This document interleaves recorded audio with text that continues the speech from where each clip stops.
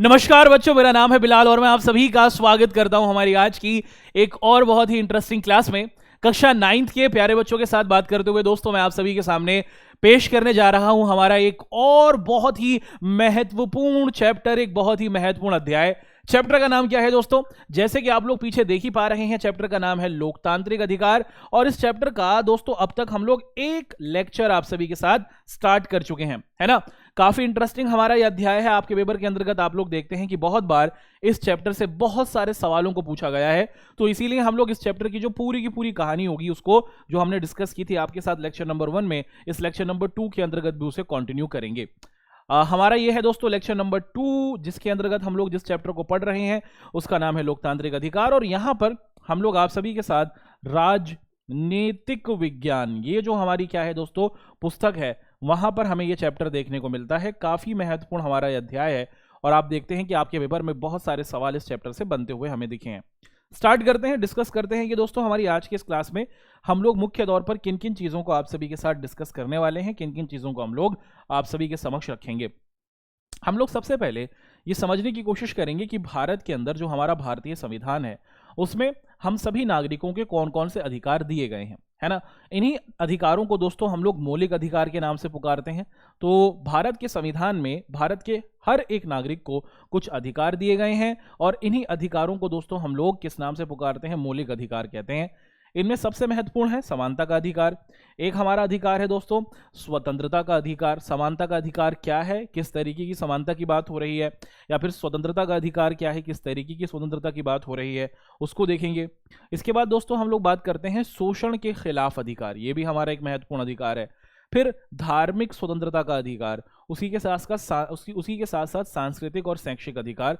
तो ये कुल आप देखते हैं दोस्तों कि हमारे ये अधिकार हैं जो हमें क्या दिखते हैं दोस्तों हमारे देश के संविधान में देखने को मिलते हैं। ठीक है, एक एक कर कर हम अपने हर एक संविधान के अंदर हमारे जितने भी ये अधिकार हैं उनकी पूरी कहानी को एक एक कर कर हम लोग डिस्कस करेंगे। ठीक, स्टार्ट करते हैं दोस्तों। सबसे पहला बिंदु जो हमारे सामने है, हमसे पूछा जा रहा है कि जो हमारे ये मौलिक अधिकार हैं, है ना। अधिकारों का मतलब क्या होता है दोस्तों? अधिकारों का मतलब होता है कि ये एक ऐसी बातें होती हैं जो किसी भी समाज के अंतर्गत जो लोग होते हैं वो, और उसी के साथ साथ आप देखते हैं कि जो सरकार होती है या फिर कानून होता है उसके द्वारा मान्य होती हैं। जैसे सबको आज़ादी मिले, सब लोगों की यह सोच है कि हाँ हाँ सबको आज़ादी मिलनी चाहिए और कानून भी यही कहता है। तो ऐसी बातें जो सभी लोगों के द्वारा मान्य होती हैं, कानून भी उसे सही मानता है, वही हमारे अधिकार कहलाते हैं।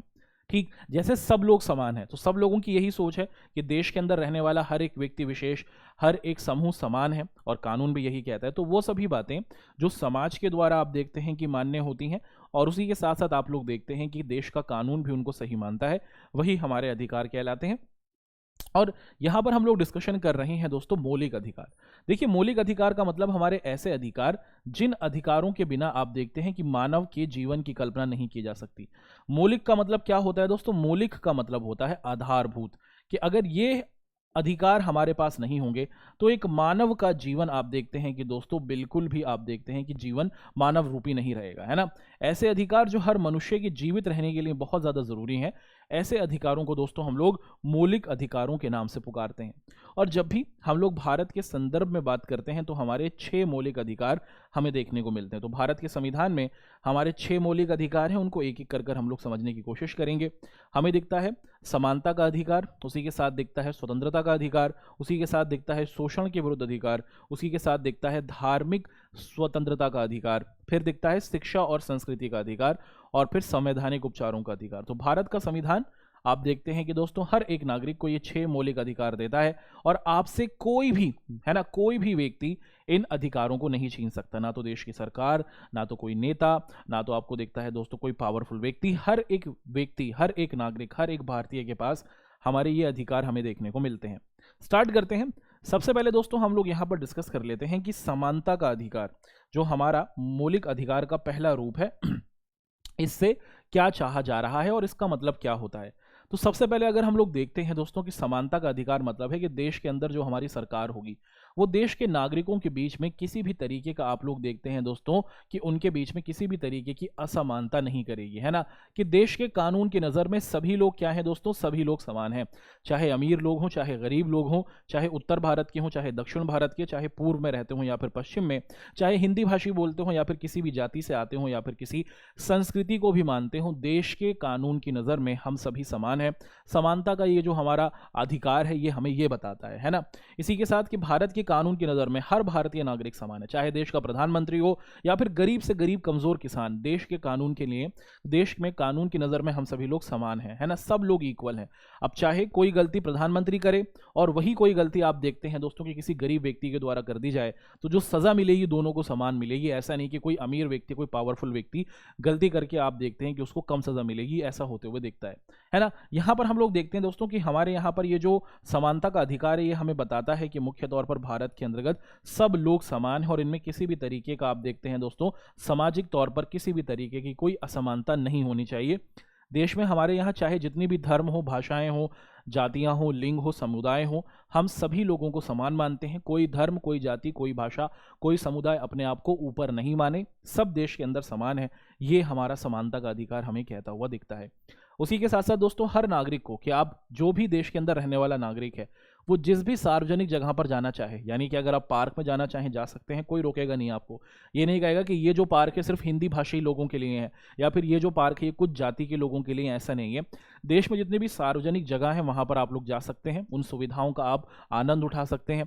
आप पूजा स्थल जा सकते हैं, स्नान घाट जा सकते हैं, सड़क का प्रयोग कर सकते हैं, आप सार्वजनिक शौचालय जो होते हैं उसका प्रयोग कर सकते हैं। किसी भी तरीके का कोई अन्याय आप देखते हैं कि इसके अंतर्गत आपको होता हुआ नहीं दिखेगा। ये हमारा समानता का अधिकार कहता है। उसी के साथ साथ जब देश के अंदर लोग अगर रोजगार पाने को इच्छुक हैं, अगर लोग नौकरी के इच्छुक होंगे, है ना, आप देखते हैं कि अगर नागरिक नौकरी को प्राप्त करना चाहते हैं तो इसके अंतर्गत आप लोग देखते हैं दोस्तों कि सबको समानता का अधिकार दिया गया है ना। इसके अंदर आप लोग देखते हैं कि कंपटीशन होगा, एग्जाम होगा, जो एग्जाम को क्लियर कर लेगा उसे नौकरी मिलेगी। ऐसा नहीं कि आप किसी स्पेसिफिक धर्म से आते हो या फिर आप किसी जाति से आते हो या फिर किसी एक विशेष संस्कृति से आप आते हो तो आप ये कहेंगे कि हमें नौकरियां मिलेंगी। नहीं, देश में कानून की नज़र में सब समान है। देश में नौकरी पाने के लिए देश की सरकार के हिसाब से सब समान है। सभी को एग्जाम पास करना होगा, जो एग्जाम पास करेंगे उनको आप लोग देखते हैं दोस्तों की नौकरी प्राप्त होगी, है ना। तो समाज के अंतर्गत आप लोग देखते हैं दोस्तों कि लोगों के बीच में इस तरीके की समानता हमें आती हुई दिखी है।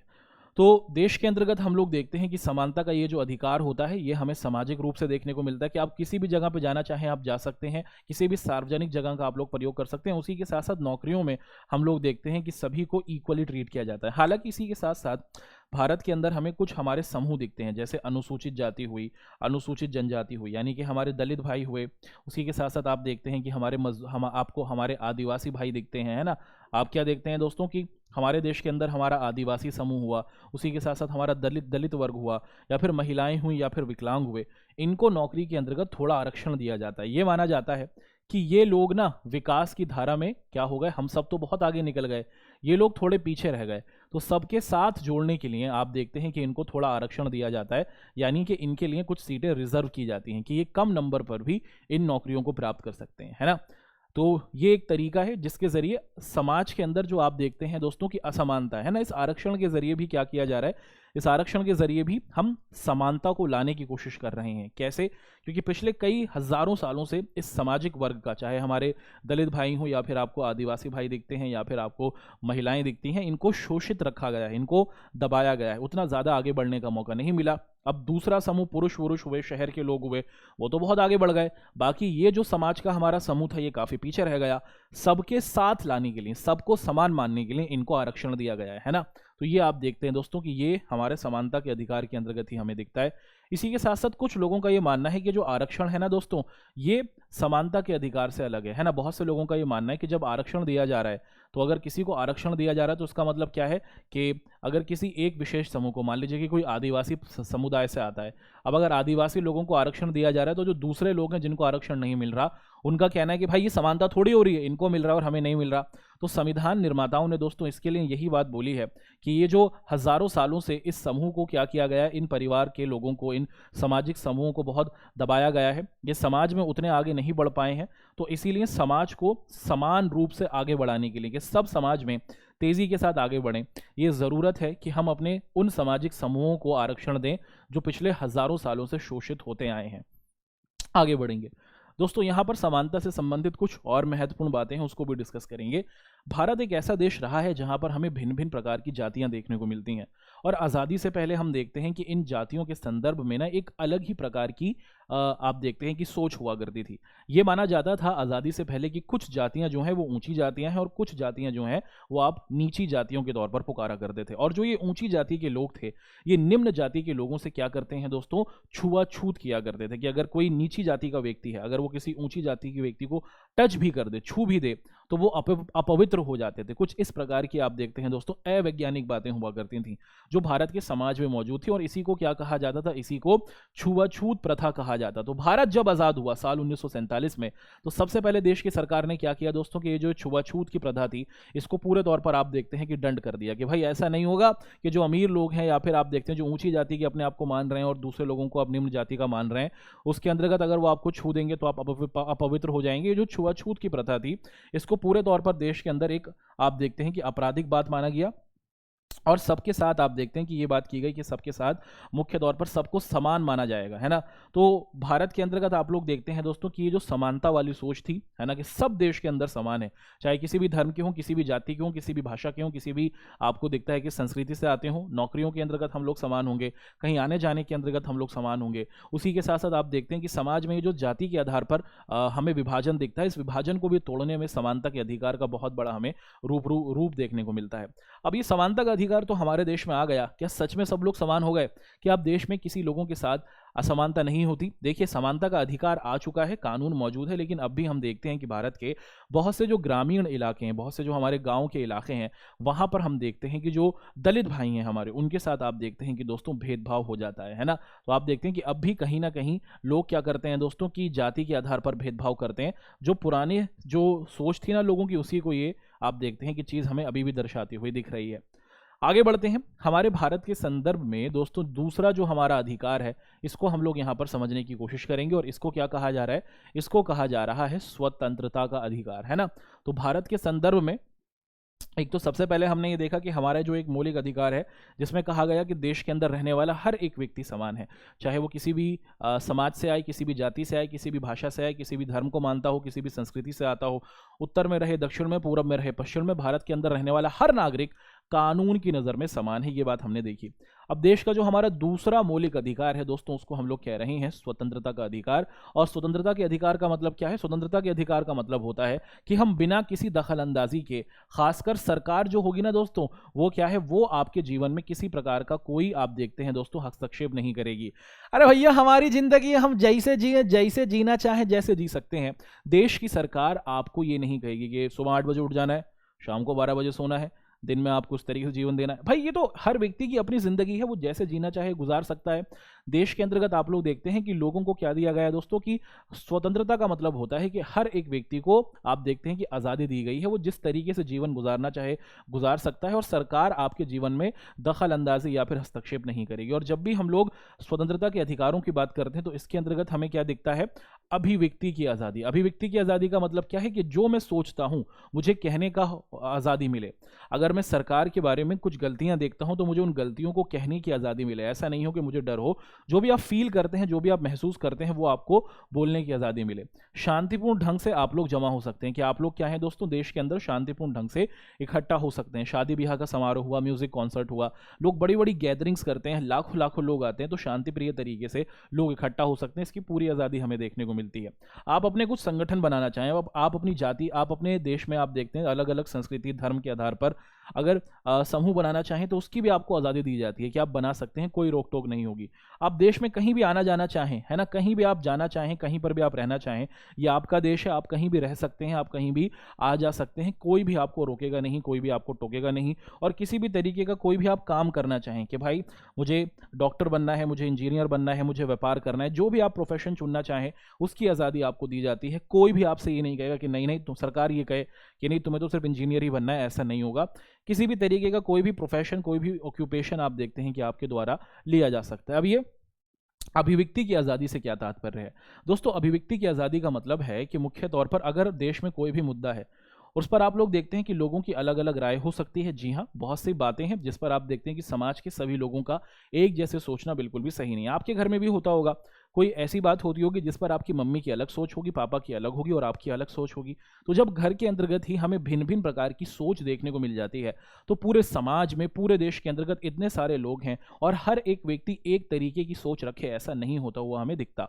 इसलिए हम लोग देखते हैं कि हमारे देश में ये बात की गई है स्वतंत्रता के इस अधिकार के तहत कि देश के अंतर्गत रहने वाला जो हर एक व्यक्ति है ना, वो जिस प्रकार की सोच रखता है ना, वो अपनी सोच को क्या कर सकता है दोस्तों? वो अपनी सोच को दर्शा सकता है। लेकिन इस सोच को दर्शाने की भी कुछ शर्तें दी गई हैं, है ना, कि आप जो फील करते हैं उसके बारे में आप बता सकते हैं। आप ये नहीं करते कि मान लीजिए कि अगर आपको लगता है ना कि मैं किसी समाज के प्रति कुछ नफरत रखता हूं, कि मैं, मेरी ये सोच है कि करूं कि मैं सबको साथ ना लेके सबको अलग करूं, अगर आपकी इस तरीके की सोच है ना, अभिव्यक्ति की आज़ादी का मतलब है कि आप जो सोचते हैं, जो आप फील कर सकते हैं, आप कह सकते हैं, आप लिख सकते हैं, आप बोल सकते हैं, आप वीडियो बना के अपनी बातें बोल सकते हैं, कोई रोकेगा, कोई टोकेगा नहीं। लेकिन अगर आपकी इस अभिव्यक्ति की आज़ादी की बात की जाए दोस्तों, कि अगर इससे देश के अंतर्गत आप देखते हैं कि हिंसा पैदा हो, अगर किसी समुदाय को आप देखते हैं कि उसकी भावनाओं को, किसी के धर्म का मजाक उड़ाया जाए, किसी की जाति का मजाक उड़ाया जाए, किसी की संस्कृति का मजाक उड़ाया जाए, तो आप ये नहीं कह सकते कि ये मेरी अभिव्यक्ति की आज़ादी है। सबका सम्मान आपको करना है ना।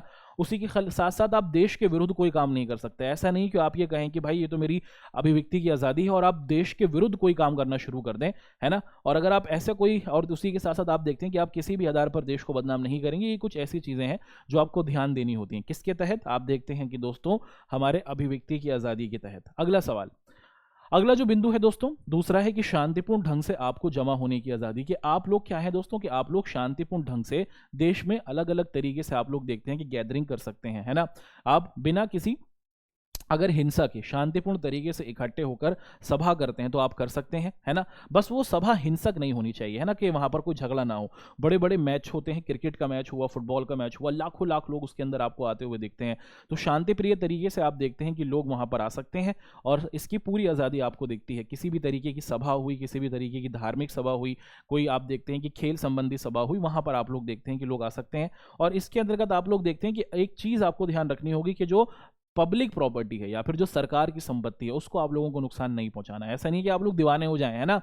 आपको उस पब्लिक प्रॉपर्टी का सम्मान करना है। और उसी के साथ साथ रैली के अंतर्गत आप लोग देखते हैं कि कहीं कहीं पर यह कहा जाता है कि आप हथियार लेकर नहीं जा सकते, है ना, कि आपको हथियार वथियार जो होते हैं उसको लेके जाने की पूरे तौर पर आज्ञा नहीं होती है। तो ये होता है दोस्तों, क्या ये होता है हमारा शांतिपूर्ण ढंग से जमा होने की आज़ादी। तीसरा जो हमें स्वतंत्रता के अधिकार के अंतर्गत रूप देखने को मिलता है, इसे हम लोग कहते हैं संगठन और संघ बनाने की आज़ादी।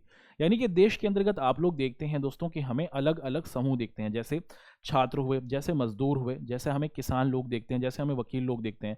अब वकीलों को लगे कि हमें ना अपने अधिकारों को देश में मजबूत करना है, अब ऐसे ही छात्रों को लगे कि हमें अपनी समस्याओं का ध्यान सरकार की तरफ आकर्षित करना है, या फिर आप देखते हैं कि किसानों को लगे कि हमें अपनी बातें सरकारों से मनवानी है, तो वो अपने समूह बना सकते हैं, है ना।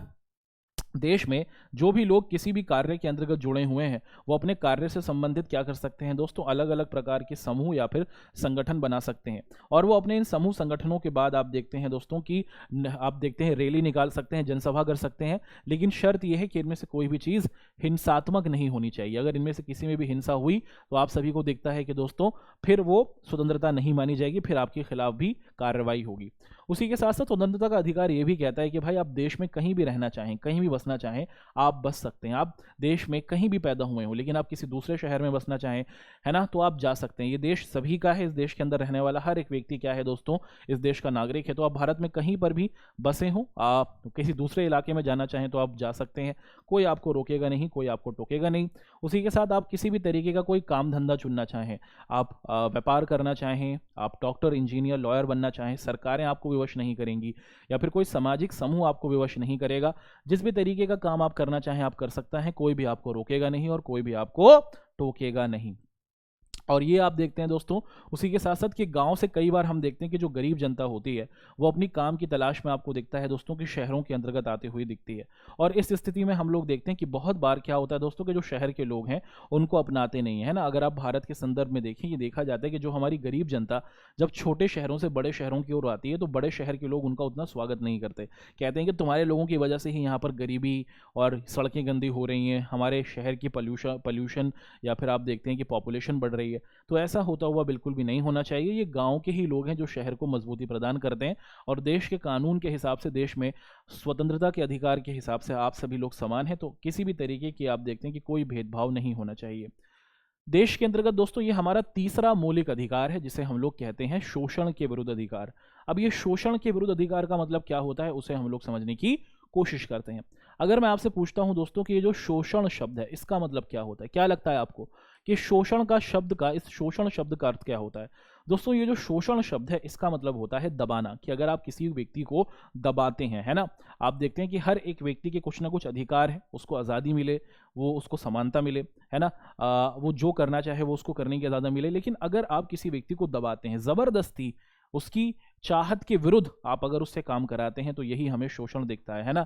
और शोषण के विरुद्ध अधिकार में हमें 3 बिंदु देखने को मिलते हैं। एक है मानव तस्करी, कि भारत के अंतर्गत ये पूरे तौर पर प्रतिबंधित है कि आप किसी व्यक्ति को गुलाम नहीं बना सकते, जबरदस्ती आप किसी को अपने वहां पर अपना नौकर और गुलाम बनाकर नहीं रख सकते, और ना ही आप लोगों को खरीद और बेच सकते हैं। जैसे पुराने समय में मनुष्य ही मनुष्य को खरीदता और बेचता था, ये भारत में आप लोग देखते हैं कि पूरे तौर पर प्रतिबंध किया गया है।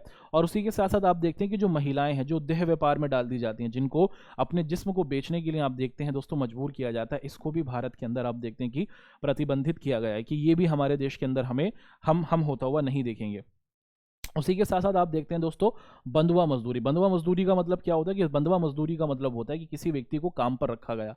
अब इसको काम पर रखा गया, इससे कहा गया कि तुम काम करो, तुम्हें महीने के आखिर में पैसा दे देंगे। इसने महीने के आखिर तक काम किया, आप पैसे लेने गए, आपने कहा कि 1 महीने बाद और देंगे, 2 महीने बाद दोबारा दे देंगे, है ना। आप पैसे नहीं दे रहे हैं, बस ये कह रहे हैं कि कुछ महीने बाद दे देंगे, कुछ महीने बाद दे देंगे। तो किसी व्यक्ति से काम कराना और उसको पैसा ना देना, यही क्या कहलाता है दोस्तों, इस तरीके की मजदूरी को बंधुआ मजदूरी कहा जाता है। कि आप अगर किसी व्यक्ति से काम करा रहे हो तो जो काम कराओगे उसका पैसा आपको देना होगा, आप उसको बंधुआ मजदूरी कराकर नहीं रख सकते हो, है ना। आप उसे बेकार नहीं बना सकते हो, आप किसी व्यक्ति से लंबे समय तक ऐसा नहीं कर सकते। तो काम तो कराओ, अभी तो उसको पैसा नहीं दो, ऐसा आप देखते हैं कि हमें बिल्कुल भी देश के अंतर्गत नहीं होगा, ये बात कही गई। और शोषण के विरुद्ध अधिकार में तीसरी बात जो है वो ये है कि हमारे देश के अंदर आप देखते हैं कि अगर कोई बच्चा है जो 14 साल से छोटी आयु का है, तो 14 साल से छोटी आयु के बच्चे को आप लोग देखते हैं कि आप किसी भी खतरनाक कामों में नहीं डाल सकते। आप ना तो उनको कारखानों में काम करवाओगे, ना तो रेलवे स्टेशनों पर, ना ही ढाबों पर, है ना। और उसी के साथ साथ सरकार की ये भी कोशिश होती है कि पटाखा फैक्ट्री हुई, चूड़ी फैक्ट्री हुई, जहाँ पर आप देखते हैं दोस्तों कि बहुत ज़्यादा श्रमिक दिखते हैं। सरकार ने इस कानून के तहत बाल मजदूरी जो देश के अंतर्गत होती है, बाल श्रम जो होता है, उसको रोकने की कोशिश की है, क्योंकि यही बच्चे आने वाले भारत के भविष्य हैं। और इस भविष्य को हम लोग क्या है दोस्तों, कारखानों की जो अंधेरे रूपी दुनिया होती है उसमें नहीं डाल सकते।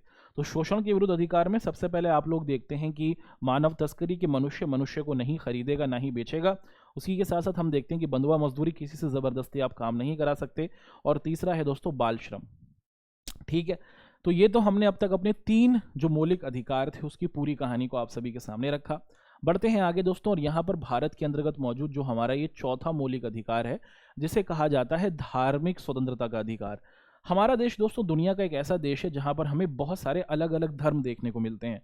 और भारत अपने आप को कैसा देश कहता है दोस्तों, हम लोग देखते हैं कि हमारा प्यारा भारत देश एक धर्म निरपेक्ष देश है। धर्म निरपेक्ष का मतलब है कि हमारे देश के अंदर ना सभी धर्मों को समान माना गया है और उसी के साथ साथ हमारे देश में सभी धर्मों का सम्मान भी किया गया है ना। तो भारत एक ऐसा देश है जो अपने देश के अंदर मौजूद सभी धर्मों को एक मानता है और सभी धर्मों का सम्मान करता है ना। और उसी के साथ साथ आप देखते हैं कि भारत में इसीलिए हमारा जो चौथिक मौलिक अधिकार है वो हमारे धर्मों से ही संबंधित है। देश का अधिकार, हमारा ये अधिकार कहता है कि कोई भी व्यक्ति अपनी पसंद से किसी भी धर्म को मान सकता है। कि आप अगर भारत में रह रहे हैं, आपकी मर्जी है, आप जिस भी धर्म को पसंद करें, जिस भी धर्म को आपको लगे कि भाई ये धर्म अच्छा है, आप इस धर्म को मान सकते हैं, है ना। और सरकार क्या होगी दोस्तों, इसमें कोई भी हस्तक्षेप नहीं करेगी। इस देश की जो सरकार होगी वो आपके धार्मिक मामलों में किसी भी तरीके का कोई भी हस्तक्षेप नहीं करेगी, है ना। आप क्या है दोस्तों कि व्यक्ति अपने धर्म को मान सकता है, जिस धर्म को वो मानता है वो मान सकता है, वो अपने धर्म का प्रचार प्रसार कर सकता है। जी हाँ, आप देखते हैं कि हमारे जो हिंदू भाई होते हैं वो आपको जागरण करते हुए देखते हैं, मुस्लिम लोग कव्वाली करते हुए देखते हैं। उसी के साथ आप देखते हैं दोस्तों कि अलग अलग धार्मिक कार्यक्रम आप कर सकते हैं शांतिपूर्ण तरीके से, सरकार उसमें रोकेगी नहीं, कोई किसी को इसमें टोकेगा नहीं, है ना। उसी के साथ साथ आप देखते हैं कि कोई भी जो व्यक्ति है ना, आप क्या है दोस्तों कि आप धर्म में माने, आपको कोई नहीं रोकेगा, है ना। और उसी के साथ साथ आप धर्म में नहीं माने कि मैं ईश्वर में मानता हूं या फिर मैं ईश्वर में नहीं मानता, कि मैं आस्तिक हूं, मैं ईश्वर में आस्था रखता हूं और मैं नास्तिक हूं। बहुत से भारत में ऐसे लोग हैं जो ईश्वर में नहीं मानते। क्या देश की सरकार उन्हें कुछ रोकती है? ऐसा नहीं होगा, आपकी इच्छा है, आप माने या ना माने, इसमें किसी तरीके की कोई रोक टोक नहीं होगी। लेकिन उसी के साथ साथ कोई व्यक्ति दूसरे व्यक्ति को जबरदस्ती अपने धर्म में नहीं ला सकता। आप ये नहीं कह सकते किसी व्यक्ति से कि तुम हमारे धर्म में आओ, डरा धमकाकर, या फिर आप देखते हैं दोस्तों जबरदस्ती किसी व्यक्ति का धर्मांतरण कराना, ये भारत में आप देखते हैं कि पूरे तौर पर हमें प्रतिबंधित दिखता है। इस पर रोक टोक लगाई गई है ना।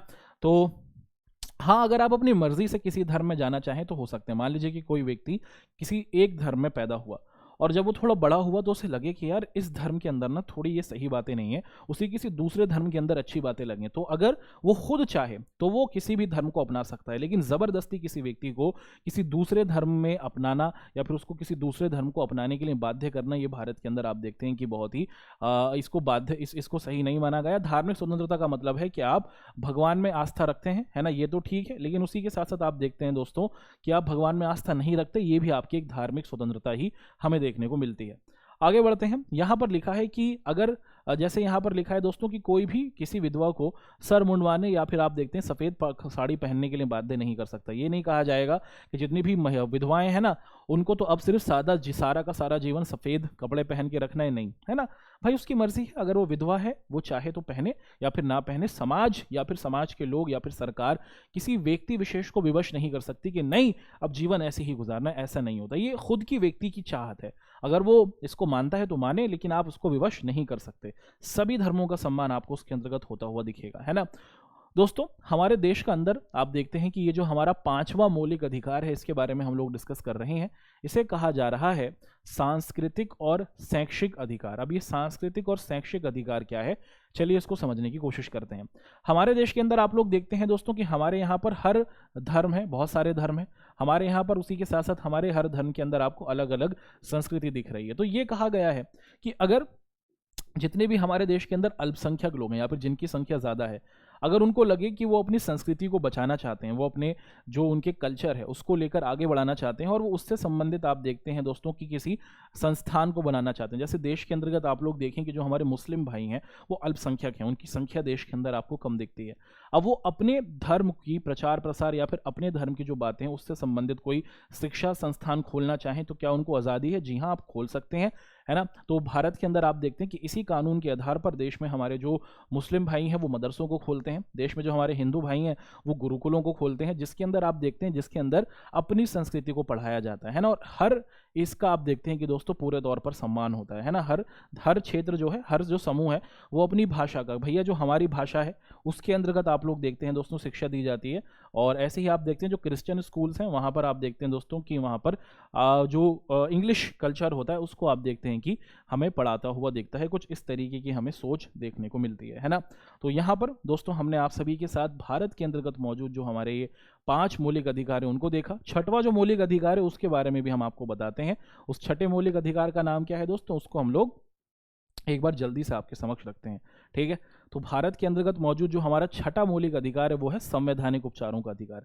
इसका मतलब है कि मान लीजिए कि जितने भी हमारे अधिकार हैं, समानता का अधिकार, स्वतंत्रता का अधिकार, शोषण के विरुद्ध अधिकार, धार्मिक स्वतंत्रता का अधिकार, आपको अपनी शिक्षा संस्कृति का अधिकार, इन सभी अधिकारों में से अगर आपका कोई अधिकार छीन लिया गया है तो आप किस अधिकार के द्वारा क्या कर सकते हैं, कोर्ट की मदद मांगेंगे। मान लीजिए कि भैया हमारे देश के अंदर ये कहा गया है कि हम सभी समान हैं, है ना, हम सभी समान हैं, लेकिन आप देखते हैं कि देश में आपको आपकी जाति के आधार पर या फिर देश में आपको आपकी धर्म के आधार पर किसी ने आपके साथ भेदभाव किया, है ना, आपको नौकरी नहीं दी, या फिर आपको आप देखते हैं कि दोस्तों आपके मोहल्ले से ये कह दिया गया क्योंकि तुम किसी एक जाति विशेष के हो, चलो हमारे मोहल्ले से निकल जाओ, चलो तुम हमारे किसी एक धर्म विशेष को मानते हो तो हमारा मोहल्ला खाली करो। तो अगर आपके साथ आप देखते हैं दोस्तों कि कुछ ऐसा हुआ जिसमें आपके किसी एक भी अधिकार को छीन लिया गया, तो आप क्या करेंगे और किससे मदद मांगेंगे। तो यहाँ पर एंट्री होती है संविधान के मौलिक अधिकार का नंबर 6, जिसे कहा जाता है संवैधानिक उपचारों का अधिकार।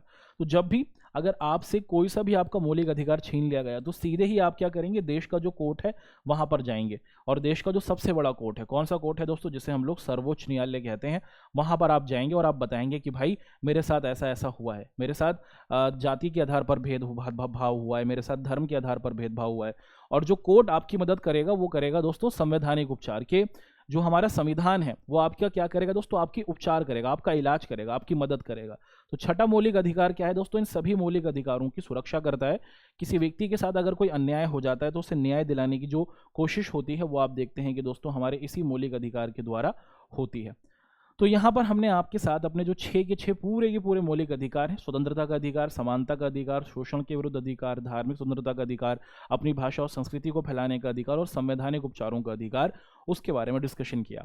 आगे बढ़ते हुए दोस्तों यहाँ पर हम लोग समानता का अधिकार भारतीयों के लिए सुनिश्चित करता है।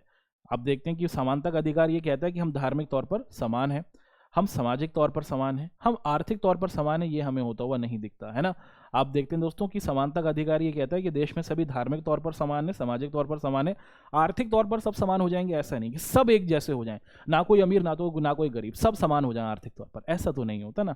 चलिए अगला सवाल है, निम्नलिखित में से नागरिकों का स्वतंत्रता संबंधी सही अधिकार कौन सा है। इनमें से कौन सा अधिकार है दोस्तों जो आप देखते हैं कि स्वतंत्रता संबंधी बिल्कुल सही अधिकार है। हथियार रखकर सभा में जाना, नहीं आप ऐसा नहीं कर सकते। दूसरा, सरकार के खिलाफ षड्यंत्र करने की आज़ादी, नहीं ऐसा नहीं है। आप सरकार की गलतियों को बता सकते हैं लेकिन सरकार के खिलाफ षड्यंत्र किया जाए, सरकार को गिराने की कोशिश की जाए असंवैधानिक तरीके से, तो ये गलत है।